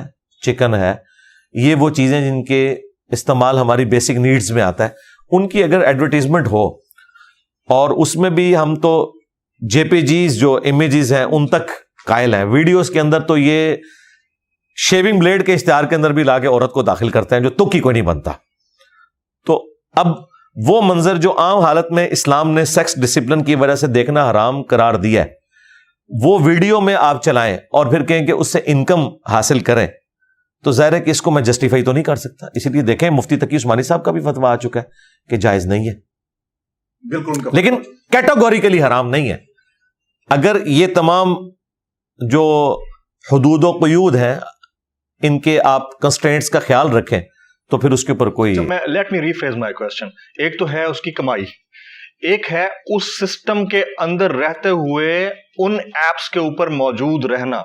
کیا وہ موجودگی پاک ہے یا ناپاک ہے؟ نہیں, موجودگی تو رکھیں گے. دیکھیں چھری سے بندہ بھی مار سکتے ہیں, سبزی بھی کاٹ سکتے ہیں, چھری کو آپ کیسے حرام کہہ سکتے ہیں, اس کی خرید و فروخت کو. اسی طریقے سے جو آپ کے گیجٹس ہیں ان کا استعمال پازیٹیو بھی ہے, نیگیٹو بھی ہے. آپ اس طرح کیٹاگوریکلی تو نہیں کہہ سکتے کہ چونکہ زیادہ نیگیٹو استعمال ہے تو حرام ہو جائے گا. شریعت میں کسی چیز کو حرام کہنے کے لیے آپ کے پاس محکم دلائل چاہیے. دیکھ لیں ہمارے علماء کل تک ویڈیو کیمرے کو حرام کہتے تھے, پھر آہستہ آہستہ انہوں نے کہا نہیں بہتر ہے بچیں لیکن حرام نہیں ہے. پھر انہوں نے کہا کہ مباح ہے, نہ گناہ ہے نہ ثواب ہے. پھر آہستہ آہستہ کہا نہیں اگر استعمال کریں تو یہ صدقہ جاریہ آنے والی نسلوں کے لیے کہ آپ کی ویڈیوز ریکارڈ ہوں گی. اور آج کہہ رہے ہیں واجب اور فرض ہے, اس کے بغیر یہ سٹارٹ ہی نہیں ہوتے. اور اپنے ٹی وی چینلز بنا لیے ہیں ان لوگوں نے. اب دیکھیں یہ جو الیاس قادری صاحب ہیں مدنی چینل والے, ہمارے ایکس مرشد رہے ہیں. ہم جب اسٹوڈنٹ لائف میں تھے تو ہمارے جتنے سینئرز تھے انہوں نے اپنے گھروں میں ٹی وی توڑ دیے تھے ہاکیاں مار کے کہ یہ نبی الاسلام کا دشمن ہے. آج ان کے مدنی مراکز کے اندر بڑی بڑی LEDs لگی ہوئی ہیں. جی ہاں, تو میں نے پھر یہ ریکویسٹ کی تھی کہ آپ اپنے ماننے والوں کو بتائیں کہ جو نبی الاسلام کا دشمن تھا اب اس کی نبی سے دوستی ہو چکی ہے اتنی کہ وہ ہماری مسجد میں آ گیا. یہ بتائیں. ایک کتابچہ ویسے انہوں نے لکھا, جی ایک کتابچہ انہوں نے لکھا کہ میں پہلے ویڈیو کیمرے والے معاملے کو حرام سمجھتا تھا لیکن اب جائز سمجھتا ہوں. یہ انہوں کی ایک نیکی ہے کہ انہوں نے کی ہے, لیکن اسے ذرا کھول کر بیان کرنا چاہیے تھا کہ جو آپ پرانے خواب بیان کیا کرتے تھے کہ جی ٹی وی جب گھر سے نکالا تو نبی الاسلام کی زیارت ہوگی, تو آپ نے تو مسجد میں لا کے ٹی وی داخل کر دی ہے. وہ پھر خواب جھوٹے تھے یا آپ اب جھوٹے ہو چکے ہیں؟ سر کیونکہ اب مدنی چینل کی بات ہو رہی ہے اور اسی مکتبہ فکر کی بات ہو رہی ہے تو ایک تراشہ آج کل بڑا وائرل ہو رہا ہے اور اس تراشے کے اوپر لکھا ہوا ہے پیٹرول میں برکت کا روحانی علاج. سورۃ الکوثر 7 بار پڑھ کر موٹر سائیکل کی ٹنکی کے اوپر دم کریں, انشاءاللہ عز و جل پیٹرول میں برکت ہوگی اور آپ لمبا سفر طے کریں گے. اس کے اوپر آپ کے کامنٹس؟ اس پہ میرے کامنٹس یہ ہیں کہ اسی قسم کی حرکتوں نے ہماری ینگ جنریشن کو دین سے برگشتہ کر دیا ہے. وہ دین کا مذاق اڑا رہے ہیں کیونکہ یہ لوگ دینی پیشوا ہیں, یہ اس کو دین بنا کے پیش کر رہے ہیں. یہ بالکل ایسا نہیں ہے, نہ ایسا ہونا ہے, ورنہ گورا تو آپ کے پاس آ جائے گا, وہ کہے گا کہ بھائی یہ دیکھو یہ موٹر بائک ہے جو 1 لیٹر میں چلی تھی 50 کلومیٹر, اب میں یہ تمہارے والا جو وظیفہ ہے 500 کلومیٹر کر رہی ہے, ہاں جی, اس کو تمہارے بابا جان نہیں کریں. یہ نہ ہو کہ ہم کریں تو پھر کہیں کہ نہیں زبان میں تاثیر نہیں ہے. To cut the story short, میں کہتا ہوں کہ باپا جانی ہی اس کے اوپر وہ دم کر دیں, تاکہ کل کو اگلا بہانہ آپ یہ نہ بناؤ کہ جی آپ کی زبان میں تاثیر نہیں ہے, وہ کوئی بندہ اس طرح کا ہو جس کی زبان میں تاثیر ہو تو وہ پھر باپا جانی خود ہے, تو وہ کر کے بتائیں. ان کا حال یہ ہے کہ ان کے ایک مرید, اس بیچارے کا موبائل خراب ہو گیا جس کے اوپر وہ چارجنگ والا جو سگنل تھا وہ بار بار یوں حرکت کر رہا تھا, وہ اکثر موبائل میں وہ ایرر آ جاتا ہے. وہ کہتا ہے جی باپا جانی سے جب سے ہو کے آئے تو مسلسل بغیر چارجر کے ہی چارج ہو رہا ہے, اور اس کی ویڈیو بھی وائرل ہو گئی. تو یہ لوگ میرا خیال ہے کہ اسلام کے لیے ایک بدنامی کا باعث بنے میں, اسی لیے پھر ان واقعات کے اوپر میمز بنتی ہیں, اور اتنی غیر ذمہ داری کا یہ لوگ ثبوت دیتے ہیں. یہی باپا جانی اپنی ایک ویڈیو میں بتا رہے تھے کہ ہمارے ایک مفتی صاحب جو فوت ہوئے, ان کے مدرسے کے ان کے مرید تھے, ان کی قبر پہ کچھ لوگ حاضر ہوئے تو اندر سے نماز پڑھنے کی قرات کی آواز سنائی دے رہی تھی, اور ظہر کا وقت تھا. سارے لوگ سامنے بیٹھے ہوئے کہہ رہے ہیں سبحان اللہ. زور کے وقت تو قرات نہیں ہوتی, یہ آپ کو بھی پتا ہے, اب دیکھیں زور کے وقت تو سائلنٹ رہتا ہے. جی سائلنٹ ہوتا ہے اور آہستہ آواز میں ہوتا ہے. اب اگر قبر کے اندر سے قرات کی آواز باہر آ رہی ہے اور وہ بندہ ظہر بول رہا ہے تو اس کا مطلب ہے جھوٹ پکڑا گیا, واقعی جھوٹ ہے, اور لوگ کہہ رہے ہیں سبحان اللہ. یعنی کم از کم اسے مغرب عشاء کرتے, کم از کم جھوٹ تو طریقے سے سلیقے سے بولا کریں. اس سچویشن میں وہ لوگ جن کی ویڈیوز بڑی وائرل ہوتی ہیں, ایک تو ہاتھوں کو چومنا, مزار کے اوپر جا کر سجدہ کرنا, اس کے بعد پھونک مار کے کھڑا کر دینا, اور پھونک مار کے کرنٹ لگا کے گرا دینا. یہ کیا ہے؟ یہ وہی ہے جو ڈیوڈ کاپر فیلڈ کرتا ہے, ایلوژن ہے. ہاں جی ظاہر ہے ان کے اپنے لوگ ہیں, یہ جو منہ سے بلیڈ نکال رہے ہیں اور جی جن پڑے ہوئے بندے کو اور وہ ٹھیک ہو جاتا ہے, یہ سب کے سب ایکٹر ہیں. مجھے بتائیں David Copperfield statue of liberty اس نے غائب نہیں کیا, کیمرے کے اندر کیا, پورا ایک بوئنگ 747 غائب کر دیا, پوری ٹرین غائب کر دی, دیواریں چین میں ایک طرف سے داخل ہوا دوسری طرف سے نکل گیا, ٹھیک ہے, ایک بندے کے 2 ٹکڑے کر دیے بعد میں جوڑ دیے. سب کا سب کیمرے کا کمال, نظر کا دھوکہ. یہاں پہ بھی یہی کچھ ہو رہا ہے. یہ اس قسم کی جو چیزیں ہیں نا, یہ اسلام کی بدنامی کا باعث بن رہی ہیں. اگر یہ لوگ سمجھتے ہیں کچھ کر کے دکھا سکتے ہیں تو میں نے ایک چھوٹی سی ڈیمانڈ رکھی ہے ان کے لیے. خود ان کے جو بڑے بزرگ ہیں خادم رضوی صاحب, وہ کہا کرتے تھے کہ امام مالک کا قول ہے کہ امت مر جائے اس سے پہلے کہ نبی الاسلام کی گستاخیاں ہو رہی ہیں اور وہ اسے روک نہیں پا رہی. تو میں نے کہا تھا بابا جی آپ تو کہتے ہیں کہ دنیا میں بزرگوں کی ڈیوٹی لگی ہوئی ہے, تو آپ کے بزرگ کیوں نہیں مر جاتے جن کی ڈیوٹی ہے کہ وہ یوٹیوب سے نبی الاسلام کی شان میں جو گستاخانہ ویڈیوز ہیں وہ کیوں نہیں ڈیلیٹ کروا دیتے؟ امت کیا وہ امت ہی نہیں ہے؟ انہوں نے اپنے نبی کا کلمہ نہیں پڑھا ہوا, یا وہ اپنے نبی کے غدار ہیں؟ اور ان کی تو سب سے بڑی ڈیوٹی ہے کیونکہ وہ ڈرائیونگ پوسٹ میں بیٹھے ہوئے ہیں. اگر وہ کچھ نہیں کر سک رہے تو اس کا مطلب ہے آپ جھوٹ بول رہے ہیں. یہ بزرگ اڑتے ہیں, چھوڑ دیں. میں نے کہا تھا مینار پاکستان سے ان بزرگوں کو نیچے پھینکتے ہیں, یہ اڑ کے بتائیں, کوئی نہیں اڑ سکتا. اسٹیچو آف لبرٹی کو ادھر لے آئیں. جی یہ کچھ نہیں, یا اسٹیچو آف لبرٹی کو مارگلا ہلز پہ لا کے رکھیں, انشاءاللہ ہمارے پرائم منسٹر بھی, آرمی چیف بھی ان کی بیعت کر لیں. اچھا جہاں تک وہ سجدے کا تعلق ہے تو اس میں یاد رکھیے گا کسی بھی مکتبہ فکر کے نزدیک یہ جائز نہیں ہے کہ آپ کسی قبر پہ سجدہ کریں. مزارات پہ جانے کے اعتبار سے اختلاف ضرور موجود ہے, لیکن سجدے کا کوئی بھی نہیں کہتا. اب مزارات پہ جو جانے والے لوگ ہیں انہیں بھی یہ معلوم ہے کہ ہم نے اس صاحب مزار کے لیے دعا کرنی ہے, یا زیادہ سے زیادہ کوئی معاملہ تھا تو وسیلہ اور توسل کا تھا کہ اللہ تعالیٰ کے حضور ان کا وسیلہ پیش کیا جائے. ہم تو اس کے بھی قائل نہیں ہیں, لیکن اگر کوئی یہ بھی کرتا ہے تو اس کے اوپر کوئی ہم شرعی فتویٰ نہیں لگاتے. ہم یہ بتاتے ہیں کہ یہ خلاف سنت ہے طریقہ. آپ نے اللہ سے ڈائریکٹ مانگنا ہے, ہاں حمد اور دروشی پڑھ کے مانگنا ہے, لیکن صاحب مزار سے مانگنا یہ تو صراحتاً شرک ہے. ایاک نعبد و ایاک نستعین کی وائلیشن ہے. بالکل قرآن و سنت اس کو سپورٹ نہیں کرتے. اسلام تو ہے ہی دین توحید ہے. تو یہ جہالت کی وجہ سے لوگوں نے کیا, اور یہ بڑی حیران کن بات ہے کہ ہم بت پرستی کے اعتبار سے جو سینسٹیو ایریا رکھتے تھے وہی کام ہم نے انڈائریکٹلی شروع کر دیے, کہ انہوں نے مجسمے بنا کر پوجنا شروع کر دیا, ہم نے بزرگوں کو قبروں میں لٹا کر پوجنا شروع کر دیا. اگرچہ اللہ کا بندہ مانتے وہی کر رہے ہوتے ہیں, اور وہ سجدہ عبادت بھی نہیں کر رہے ہوتے, تعظیم ہی کر رہے ہوتے ہیں, لیکن بہرحال توحید کے اندر ایک رکھنا تو ڈال دیا.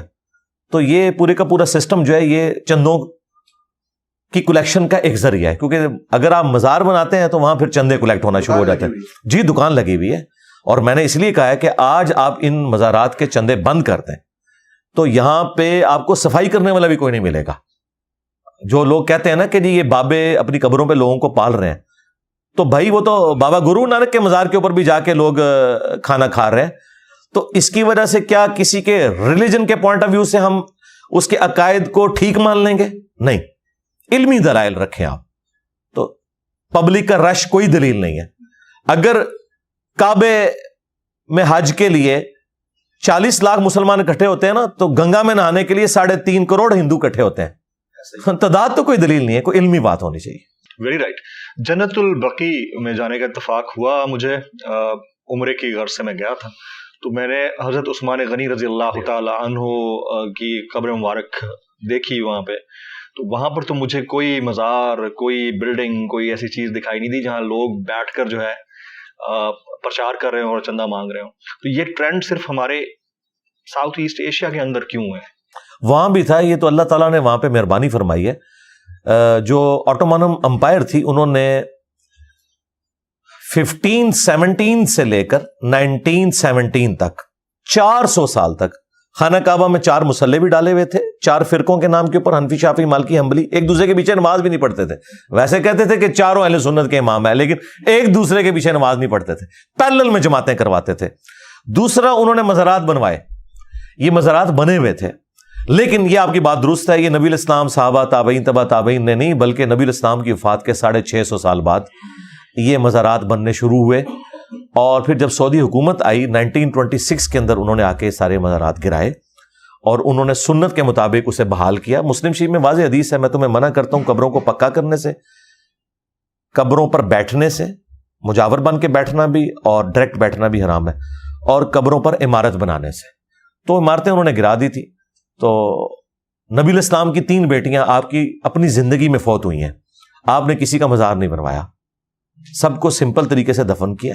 اسی طریقے سے مولا علی علیہ السلام نے سیدہ فاطمہ کا کوئی مزار نہیں بنایا. یہ بعد میں سارے سلسلے شروع ہیں, اور یہاں پہ تو یہ سارے سب کانٹیننٹ کی جو چیزیں ہیں, یہ ظاہر ہے حکمرانوں نے چونکہ صوفیاء کو ایک مقام دینا شروع کر دیا تھا, خود مزاروں پہ جا کے بیٹھتے تھے. جس طرح آپ کو پتہ ہے ہمارے ملک میں پڑھے لکھے وزیر اعظم بے نظیر بھٹو, نواز شریف, یہ جا کے وہ بابے درکے کے پاس بیٹھتے تھے جس کے کپڑے بھی پورے نہیں تھے, اور بے نظیر نے تو وہاں تک ایک سڑک بھی بنوا دی ہوئی تھی. خود بی بی صاحبہ شہید ہو گئی, اس کے بعد ان کا مزار بن چکا ہے, اب لوگ وہاں حاضری دیتے ہیں چڑھاوے. جی, اور ذوالفقار علی بھٹو صاحب, ان کا بھی. اچھا ذرا اب سودی بینکاری نظام کی طرف آتے ہیں. دیکھیں یہ بڑا امپورٹنٹ ہے, and it's very sensitive as well.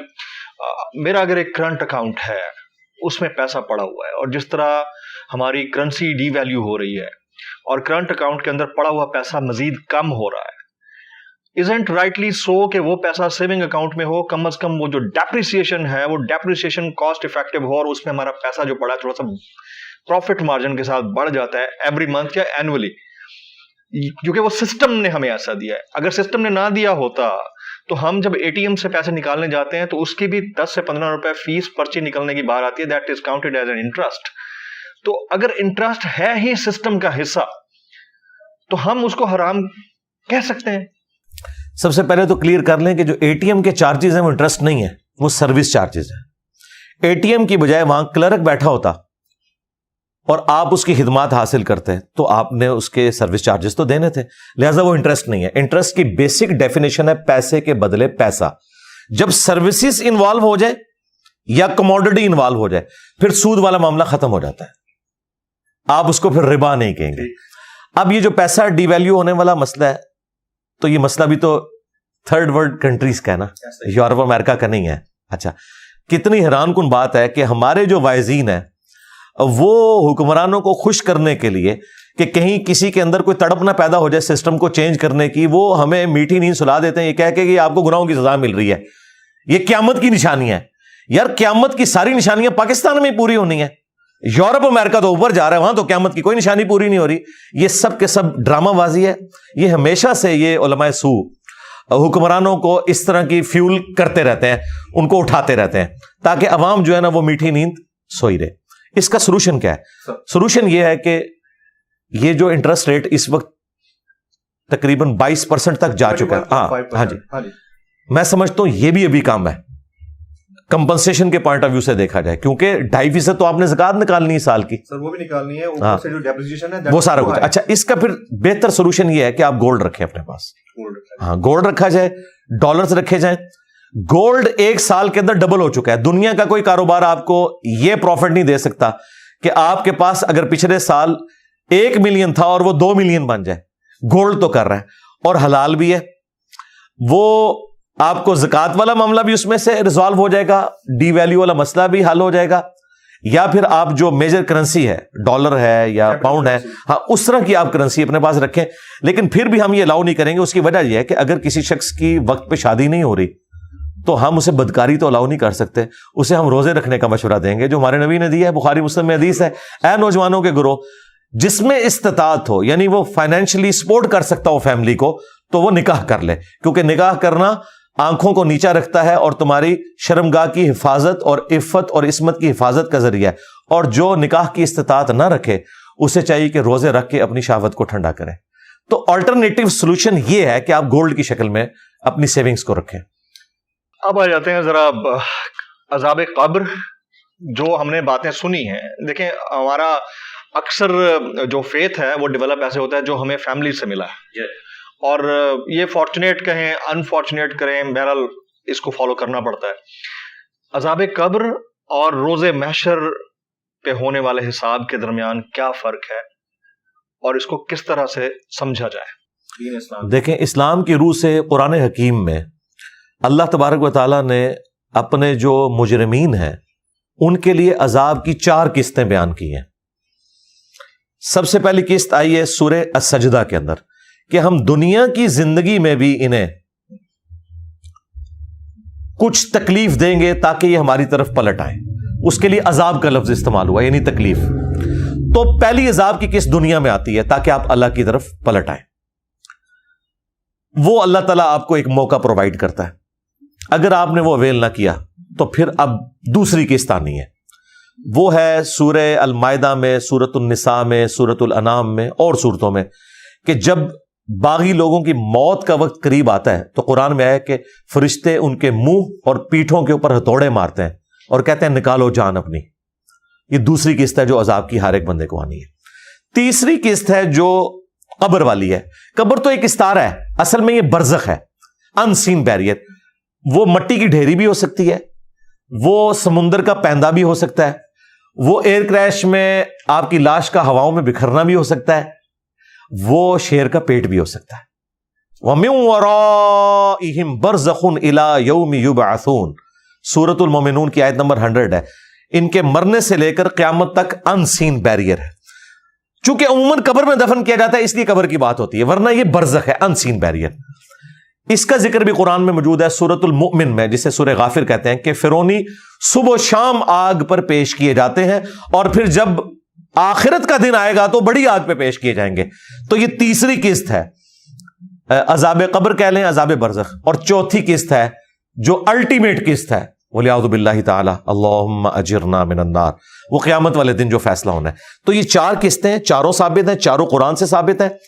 بخاری مسلم میں عذاب قبر کے اوپر احادیث ہیں. امام بخاری نے باقاعدہ جب صحیح بخاری کے اندر عذاب قبر سے متعلق احادیث لی ہیں کہ قبر میں سوالات ہوں گے اور اسی طریقے سے گناہگاروں پر عذاب مسلط ہوگا اور نیک لوگوں کے لیے آسانی ہوگی, تو اس کی ہیڈنگ میں انہوں نے آیت کوٹ کی ہے سورۃ المؤمن کی, کہ فرعونی صبح شام آگ پر پیش کیے جاتے ہیں. حالانکہ قیامت تو ابھی نہیں آئی ہے, فرعونی پیش ہو رہے ہیں کیونکہ وہ اپنا عذاب کاٹ رہے ہیں. اس میں صرف ایک ایمبیگوٹی آتی ہے کہ ایک بندہ آج سے 10,000 سال پہلے فوت ہوا, ایک بندہ آج فوت ہو رہا ہے, ہو سکتا ہے 500 سال بعد قیامت آ جائے. اس نے 10,500 سال قبر میں گزارے اور اس نے صرف 500 سال گزارے. نہیں, ایسا نہیں ہے. اس کی وجہ یہ کہ اللہ تعالیٰ ایک ہی جگہ پر مختلف لوگوں پر مختلف حالت طاری کر سکتا ہے, ایک ہی فریم آف ریفرنس کے اندر. دیکھیں, یہ ہمارا خود تجربہ ہے. سخت گرمیوں میں اگر آپ کو ملیریا ہو, 2 رضائیاں بھی اڑا دی جائیں نا, آپ کی ٹھنڈ نہیں ختم ہوتی, اور دوسرے لوگ گرمی سے چیخیں مار رہے ہوتے ہیں. ایک ہی جگہ پر 2 مختلف بندوں پر 2 بالکل 180 ڈگری حالتیں دنیا میں ہم نے طاری ہوتے ہوئے دیکھی ہیں. اللہ تعالیٰ چاہے تو کسی شخص کے 500 سال کو اس کے لیے اتنا لمبا کر دے کہ وہ 10,000 سال کے برابر ہو, اس کے اوپر وہ ٹائم اس طریقے سے گزارے. اور آج تو سائنس کی برکت سے ہمارے لیے میتھمیٹیکل ایکویشنز جو آئنسٹائن نے ڈیولپ کر کے دی, ہاں جی, المتوفا 1956 عیسوی, ان کے لیے میں نے بولا تھا حافظ اللہ بول دیتے اگر وہ زندہ ہوتے. تو آئنسٹائن نے تو یہ مسئلے حل کر دیے کہ کس طریقے سے ٹائم آپ مختلف جگہوں پر مختلف حالتوں میں گزر سکتا ہے. تو اللہ تعالیٰ تو یہ سب کچھ کرنے پر قادر ہے, اور اللہ تعالیٰ کی صفت عدل الحمدللہ جو خود اس نے اپنے اوپر واجب کی ہوئی ہے اس حوالے سے, وہ انشاءاللہ تعالیٰ اسے ایگزیکیوٹ کرے گا. یہ ہماری فیلڈ ہی نہیں ہے, ہم اس کے اوپر اجمالاً ایمان رکھتے ہیں. اور آخری بات یاد رکھیے گا, یہ عذاب قبر یا عذاب برزخ یہ فزیکل ورلڈ کی چیز نہیں ہے. اس کو آپ کیمرے میں ڈیٹیکٹ نہیں کر سکتے, آواز سے سن نہیں سکتے. یہ ہے عالم الغیب کا ایک وعدہ انسانیت کے لیے, اور یہ ہے عالم غائب. ایک ہے عالم, ایک عالم, یعنی یہ غیب کی دنیا ہے, غائب کی, علم الغیب سے تعلق رکھتی ہے چیز. فرشتے ہمارے ساتھ موجود ہیں, بخاری مسلم میں ہے کہ جہاں قرآن کی مجلس ہوتی ہے فرشتے ڈھانپ لیتے ہیں, لیکن آپ ڈیٹیکٹ نہیں کر سکتے. ہمارے ساتھ فرشتے اٹیچ ہیں, یہ ڈیٹیکٹ نہیں ہوتے. اس لیے قرآن میں ہے کہ ان الذین یخشون ربہم بالغیب, جو بن دیکھے اپنے رب سے ڈرتے ہیں ان کے لیے مغفرت اور اجر عظیم ہے. لہذا سائنس جو ہے فزیکل ورلڈ سے تعلق رکھتی ہے, the knowledge obtained through observations and experiments. تو آبزرویشن میں فرشتہ نہیں آئے گا, ایکسپیریمنٹ میں بھی نہیں آئے گا. ہاں کئی ایسی چیزیں جو ہماری آبزرویشن میں نہیں ہے ایکسپیریمنٹ میں آتی ہیں, الیکٹرانس, الیکٹرو میگنیٹک ویوز, یہ چیزیں ہم نے دیکھی تو نہیں ہے, لیکن آبزرویشن میں اس طریقے سے نہیں ہے, لیکن انسٹرومنٹ میں ڈیٹیکٹ ہوتی ہیں. لیکن فرشتے اس طرح بھی ڈیٹیکٹ نہیں ہوں گے کیونکہ اللہ تعالیٰ نے پردہ رکھا. اسی سے ریلیٹڈ پھر ایک اور چیز, کچھ اور چیزیں بھی انسٹرومنٹ میں ڈیٹیکٹ نہیں ہوتی. اب تو خیر ایسے انسٹرومنٹ آ گئے ہیں جس سے ان کی چال یا ان کا وہاں موجود ہونا, یعنی جنات کا, وہ ثابت ہوا ہے. بہت سارے پروگرام جس کے اوپر ہو رہے ہیں انٹرنیشنلی بھی, کہ جنات کا وجود اب بھی ہے 21ویں صدی کے اس 2023 کے اندر بھی ہے. یہ لوگ سوال کرتے ہیں. جی ہے وجود. اب جنات والا معاملہ بھی یہی ہے کہ اگر وہ کوئی ایسا سمٹم دے کے جائیں, جی ان کی فیمیلز ہوتی ہیں نا, ہاں جی فیمیلز ہوتی ہیں, تو وہ چڑیلیں ہوتی ہیں, پریاں نہیں ہوتی ہیں. فرشتوں کا اگر کوئی جینڈر ہوتا تو پریاں ہوتی, چڑیلیں ہی ہوتی ہیں زیادہ تر. تو لیکن جنات کے اندر بھی اہل ایمان بھی ہیں, ان کی جو فیمیلز ہیں ان کو آپ پریاں کہہ سکتے ہیں, باقی میجورٹی ان کے اندر باغی ہیں. جنات کا جو معاملہ ہے نا جی, اگر وہ خود کوئی سگنل دے دیں, انسانی شکل میں بھی آ سکتے ہیں, اسی طریقے سے کسی جانور کی شکل میں بھی آ سکتے ہیں, یہ تو احادیث موجود ہیں بخاری مسلم میں. جب تک وہ خود سگنل نہ دیں آپ اس کو اس طریقے سے ڈیٹیکٹ نہیں کر سکتے. وہ میں دیکھتا رہتا ہوں پروگرام, الیکٹرو میگنیٹک ویوز کے ذریعے وہ اس کو ڈیٹیکٹ کرتے ہیں کہ جی یہاں پہ کچھ ہوا. وہ جنات کے اثرات کی وجہ سے ہو سکتا ہے کہ ایسا ہو. باقی فی نفسی جن کو ڈیٹیکٹ کرنا ابھی تک ہمارے علم میں تو کوئی ایسی چیز نہیں آئی ہے. باقی چونکہ قرآن و سنت نے اس کے حوالے سے کوئی اس طرح کی گائیڈ لائنز ہمیں نہیں دی ہیں کہ یہ کوئی غائب سے تعلق رکھتی ہیں چیزیں. غائب سے جو چیز تعلق رکھتی ہے نا وہ فرشتے ہیں, عذاب قبر ہے اور آخرت ہے, اس میں جنات کا ذکر نہیں. این ممکن ہے کہ ایسے انسٹرومنٹ بن جائیں کہ آپ جنات کو ڈیٹیکٹ کر لیں, یہ پاسبل ہے. یہ علم غیب سے تعلق نہیں رکھتی چیز. رائٹ. بہت سارے واقعات میرے ساتھ بھی ہو چکے ہیں. کبھی انشاءاللہ نشست نیکسٹ رہی تو میں اس کے اوپر اسپیشلی آپ کے ساتھ ڈسکس کروں گا کہ میرے ساتھ جو ہیپننگ ہوئی ہے, کیونکہ کچھ ہانٹڈ پلیسز ہوتی ہیں, وہ میں آپ کے ساتھ کبھی ضرور شیئر کروں. آپ کے ساتھ جو کچھ ہوا وہ تو ہم نے ٹی وی میں دیکھا تھا. وہ جنات نہیں, اچھا وہ خلائی مخلوق تھی. ٹھیک ہے. اگر اب خواتین, یہ کاٹنا نہیں اس میں سے, یہ میرا سینس آف ہیومر ہے. یہ جائے گا, یہ جائے گا ایز اٹ از جائے گا. ٹھیک ہے, ہم آپ سے پوچھ کے آپ کو دکھائیں گے پرومو والے. اچھا جی, طلاق کی شرح میں مسلسل اضافہ ہو رہا ہے پاکستان, اور اب اس حد تک ہو گیا کہ بچیاں جاتی ہیں شادی کے لیے تو وہ ظاہر ہے مردوں کا بھی عمل ٹھیک نہیں ہوگا, کہیں نہ کہیں ان کی بھی غلطی کمی کوتاہی ہوگی, لیکن یہ فیشن بن چکا ہے کہ ڈیورس ہو گئی ہے تو اس کو بڑا فخر سے پیش کیا جاتا ہے, میں نے جان چھڑا لی. یہ کس طرح کا, یہ شریعت کیا کہتی ہے؟ دیکھیں جی, شریعت تو یہ کہتی ہے, ابو داؤد میں حدیث ہے کہ حلال چیزوں میں اللہ تعالیٰ کو سب سے ناپسند طلاق ہے. حلال اس لیے کہ بعض اوقات جینوئن ضرورت ہو جاتی ہے, یعنی مرد جو ہے بالکل ظالم ہے, عین ممکن ہے کہ روئی نکال رہے اس بیوی کی, اسے اتنا مارے قتل کرتے, یا وہ نہ مرد ہے, اس طرح کا بھی ایشو ہو سکتا ہے. طلاق اتنا سینسٹیو ایشو ہے کہ صحیح مسلم میں حدیث ہے کہ شام کے وقت شیطان جو ہے وہ روزانہ میٹنگ کال کرتا ہے اور اس کا تخت پانیوں پہ لگا ہوا ہے, جو بعض ماڈرن اسکالرز نے کہا کہ عین ممکن ہے یہ برمودا ٹرائنگل پہ لگا ہو. بہرحال وہ اپنے سارے چیلوں کو اکٹھا کرتا ہے, وہ اسے رپورٹ دیتے ہیں. کوئی کہتا ہے آج میں نے فلاں شخص سے چوری کروائی, فلاں سے بدکاری کروائی. شیطان کسی کے گناہ کے اوپر خوشی کا اظہار نہیں کرتا. جب ایک چیلا اسے آ کے بتاتا ہے آج میں نے میاں بیوی کے درمیان علیحدگی کروا دی, وہ اسے گلے لگا کے ملتا ہے کہ اصل کام تو نے کیا ہے, کیونکہ یہ خاندانی نظام تو میاں بیوی کے رشتے کے اوپر ڈیپینڈنٹ ہے. یہ بریک ہوگا تو پھر اولاد بھی جو ہے وہ معاشرے کے لیے ناسور بن جائے گی. تو اسلام میں طلاق تو آخری درجے تک اوائڈ کی گئی ہے جی. بخاری مسلم میں حدیث ہے کہ عورت ٹیڑھی پسلی سے پیدا ہوئی ہے. یہ اس کے لیے نیگیٹو بات نہیں ہے, بلکہ بلٹ ان اس کی کمزوری بتائی گئی ہے. اس سے نفع حاصل کرو, اس سے سیدھا کرنے کی کوشش نہ کرو. سیدھا کرتے ہوئے اسے توڑ بیٹھو گے اور اسے توڑنا, اسے طلاق دینا ہے. مسلم شریف میں حدیث ہے کوئی بھی مؤمن اپنی مومنہ بیوی سے بغض نہ رکھے. بخاری مسلم میں حدیث ہے میں اپنی وفات کے بعد سب سے بڑی آزمائش تمہارے لیے تمہاری بیویاں چھوڑ کے جا رہا ہوں, تمہاری عورتیں ہیں, ان کے ساتھ حسن سلوک کرنا ہے. حتیٰ کہ بخاری مسلم میں ایک سفر میں نبی الاسلام عورتوں کا جو قافلہ تھا وہ اس کو جو ہاں کرا تھا نا, اس کو آپ نے فرمایا کہ آہستہ ہانکو, شیشیاں ہیں کہیں ٹوٹ نہ جائیں. یعنی اتنی رسپیکٹ والا معاملہ. خود نبی الاسلام بیٹیوں والے تھے جی, سیدھی سی بات ہے. تو طلاق آخری درجے میں وائڈ ہونی چاہیے. یہ معاشرے میں طلاق ہو رہی ہے, اس کی سب سے بڑی ریزن جو ہے ہماری معاشرتی اقدار کا ٹوٹ جانا ہے, پلس میڈیا جس طریقے سے گلیمرائز کر کے میاں بیوی کے رشتے کو پیش کرتا ہے. بیوی بھی سمجھتی ہے کہ جاتے ہی میں نے جو ہے پتہ نہیں فلاں گاڑی کے اندر جا کے بیٹھ جانا ہے اور فلاں بنگلہ میرا انتظار کر رہا ہے. اسے تو نہیں پتا کہ ساس انتظار کر رہی ہے, اگرچہ وہ اس کی سگی خالہ ہی کیوں نہ ہو. شادی سے پہلے تو وہ خالہ اپنے خاوند سے لڑ رہی ہوتی ہے اپنی بھانجیوں اور بھتیجوں کے پیچھے, اور شادی کے بعد انہی عورتوں کو وہ غلام بنا لیتی ہیں اور اکثر علیحدگیاں ہو جاتی ہیں. دوسری بڑی ریزن جو ہے وہ اکانومی ہے جی, سیدھی سی بات ہے. جب گھر میں پیسہ نہیں ہوگا نا تو لڑائی جھگڑے ہوں گے. آپ نے تیسری ریزن کے اوپر روشنی ڈالی سر, وہ بھی بڑی امپورٹنٹ ہے, اور وہ ہے عشق ممنوع. ہاں, وہاں پہ بھی میں آنے لگا تھا. اس کے بعد اگر کوئی چیز ہے نا تو یاد رکھیں کہ میاں بیوی کے درمیان جو بانڈ ہے نا وہ دو چیزوں کے اوپر ہے, سیکس اور اولاد. کسی ایک معاملے میں بھی کوتاہی ہوگی نا یہ رشتہ کمزور ہو جائے گا. اگر اولاد نہیں ہو رہی ہے پھر بھی میاں بیوی اس مضبوط بانڈ میں نہیں رہتے. اولاد ہو گئی لیکن تربیت کے معاملے میں خامند کو بیوی سے شکایت, بیوی کو خامند سے شکایت. اور دوسرا سیکس, جو آپ نے بات کی کہ فری سیکس نہیں ہونا چاہیے. خامند اپنی بیوی کے ساتھ مخلص ہو, بیوی اپنے خامند کے ساتھ مخلص ہو, تو یہ سارے معاملات صحیح چل سکتے ہیں. اچھا, اب معاملہ اس سے بھی ایک نہج آگے بڑھ چکا ہے, ایک لیول آگے ہے. اس کی وجہ یہ ہے کہ پاکستان کے اندر جو ڈرامہ اب اس وقت بن رہا ہے, ظاہر ہے اس کا امپیکٹ ہے سوسائٹی کے اوپر, سوشل فیبرک کو تباہ کرنے یا اس کو بنانے میں اس کا پورا ایک کردار ہے.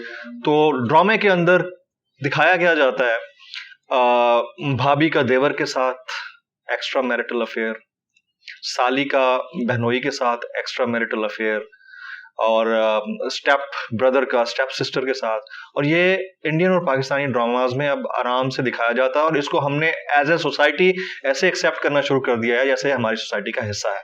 نہیں, یہ بہت ظلم ہے. میں اس پہ ایک کامنٹ کروں گا کہ کئی اکا دکا واقعات اس طرح کے رپورٹ ہوتے ہیں اور ان کے اوپر پورے ڈرامے بنا کے لوگوں کو ایجوکیٹ کرنا, یہ بڑے ظلم والی بات ہے. میں تو کہتا ہوں ان چیزوں کو ڈسکس بھی نہیں کرنا چاہیے اس حوالے سے کہ آپ اسے اتنا کر کے پریزنٹ کریں. جس طرح ہمارے بعض صحافی حضرات ہیں, کوئی یونیورسٹی میں کوئی چھوٹا سا واقعہ رپورٹ ہوا کسی معاملے کے اندر, پکڑ کے اسے میڈیا میں لے آتے ہیں اور پورے ملک کے اندر ایک فضا قائم ہو جاتی ہے. یہ کوئی خدمت نہیں اس معاشرے کی. لیکن ہمارے بڑوں کو دیکھنا چاہیے کہ اگر کوئی واقعہ رپورٹ ہوتا ہے اس حوالے سے اور اس طرح کے ڈرامے بنائے جا رہے ہیں, تو یہ سینسر بورڈ جو ہے یہ کس لیے بیٹھا ہوا ہے, یہ کس لیے تنخواہیں کھا رہے ہیں. ان کا کام ہے کہ ان چیزوں کو سینسر کریں, اور یہ چیزیں ہمارے آئین کی روح سے بھی خلاف قانون ہے اس طرح کے معاملات کو لے کے چلنا. پہلے تو یہ سارے جی آئین ہے پاکستان, آئین یعنی کتاب میں تو لکھا ہے, اسے فالو تو کرنا ہے. دیکھیں پریکٹیکلی تو قرآن موجود ہے, امت فالو نہیں کر رہی, لیکن اس کا یہ مطلب تو نہیں ہے کہ ہم لوگوں کو ترغیب نہیں دلائیں گے.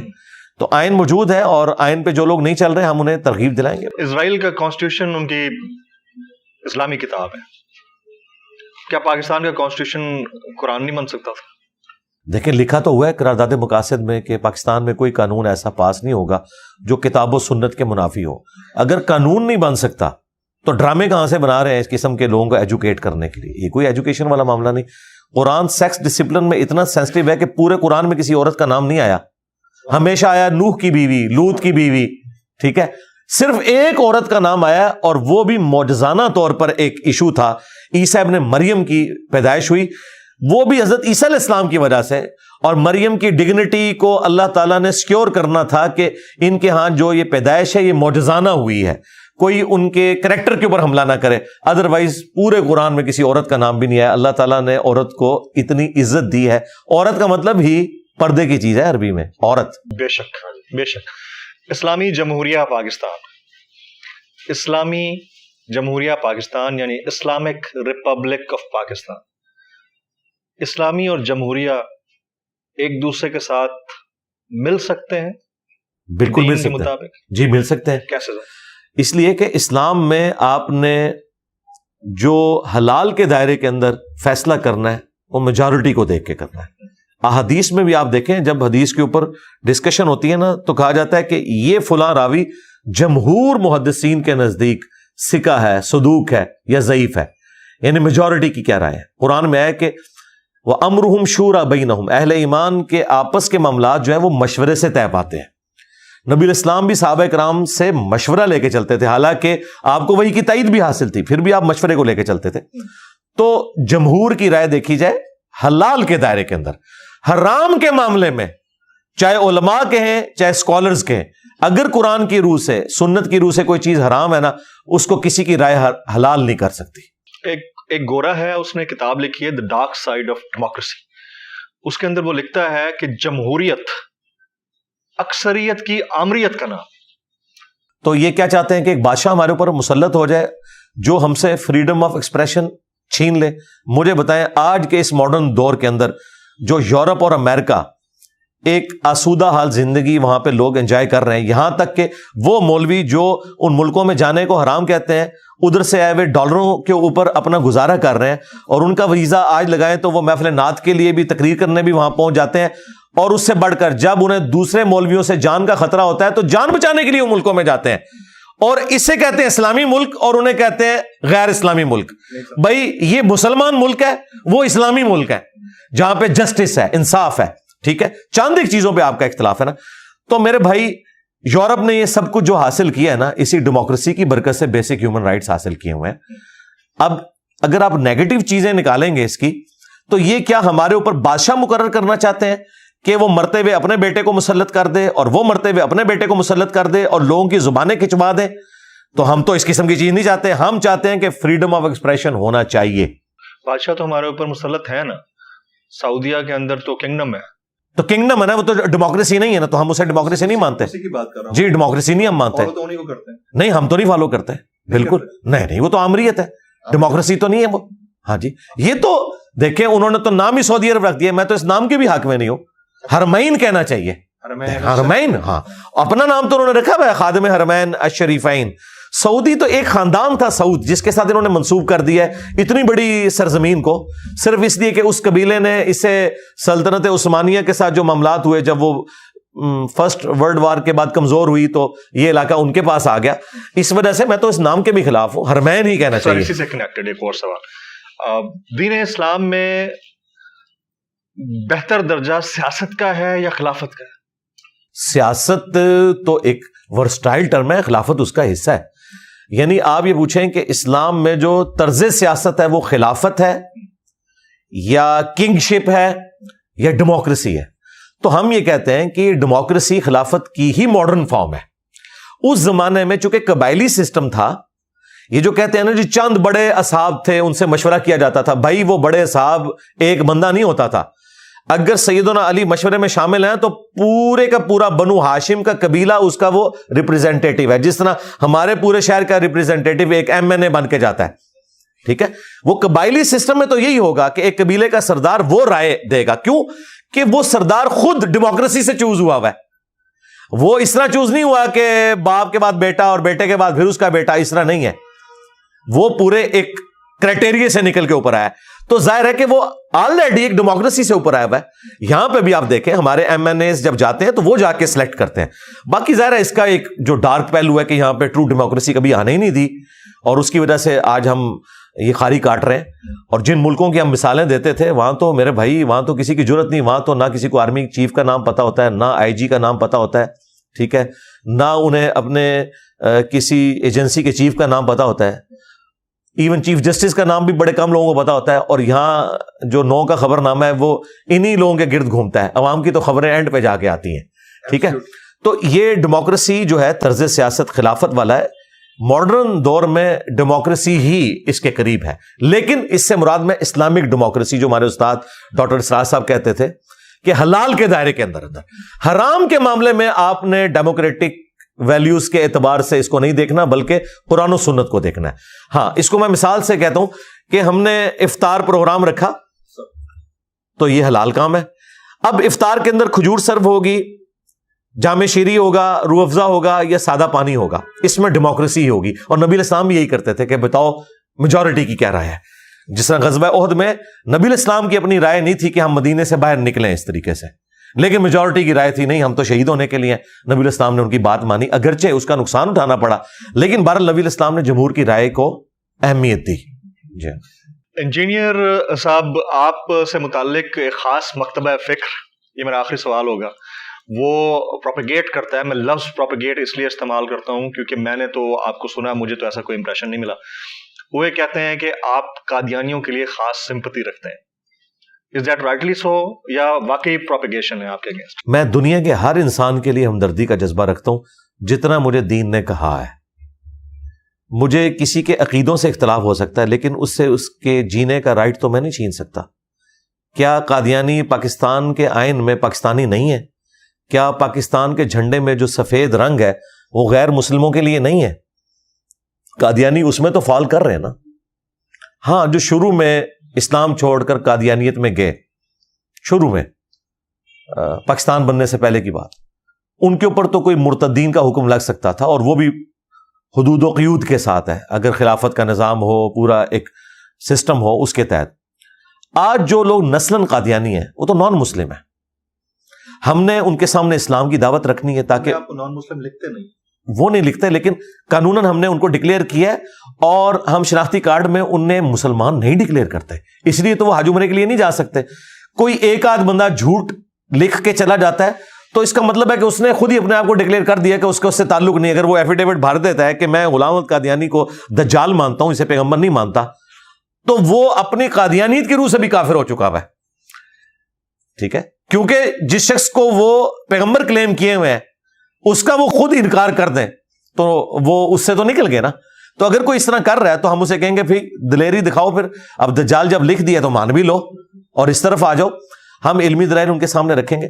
قادیانی ہوں, ہندو ہوں, جیوز ہوں, کرسچنز ہوں, سکھ ہوں, میں تمام کے لیے اس اعتبار سے ہمدردی کا جذبہ رکھتا ہوں کہ آپ نے انہیں ہیومن ڈگنیٹی کے اندر تو جینے کا حق دینا ہے نا, ان سے جینے کا حق تو نہیں لینا.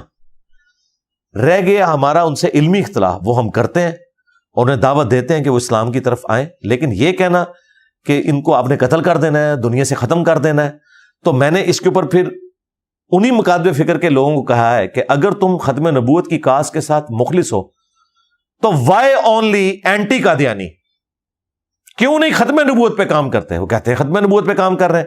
ہم کہتے ہیں ختم نبوت پہ کام یہ ہے کہ تمہاری کتابوں میں جو چشتی رسول اللہ اور اشرف علی تھانوی رسول اللہ اور اس طرح کی گستاخانہ باتیں لکھی ہیں ان کے خلاف کبھی تم نے دھرنا دیا؟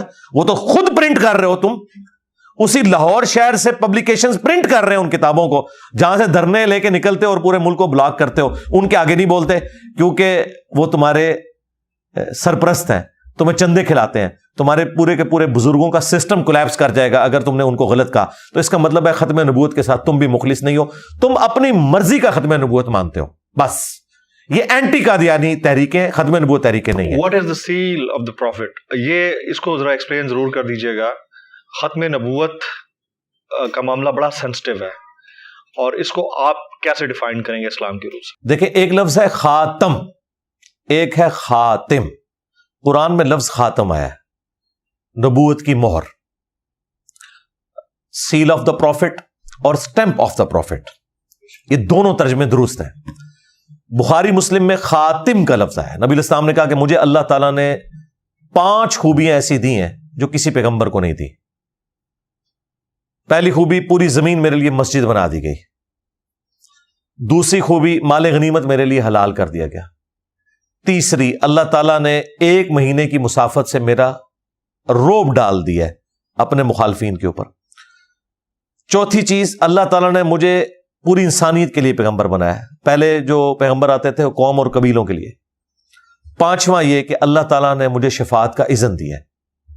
اور مسلم شریف میں ہے چھٹی خوبی کہ میرے اوپر نبوت کو ختم فرمایا۔ یہاں پہ مسلم شریف میں خاتم کا لفظ ہے، جو قادیانیوں کی ڈیمانڈ تھی کہ قرآن میں لفظ خاتم ہے، وہ اس کا مہر ترجمہ کرتے ہیں، ہمیں کوئی اختلاف نہیں، لیکن مہر کا وہ معنی لیں جو صحابہ کرام نے لیا ہے۔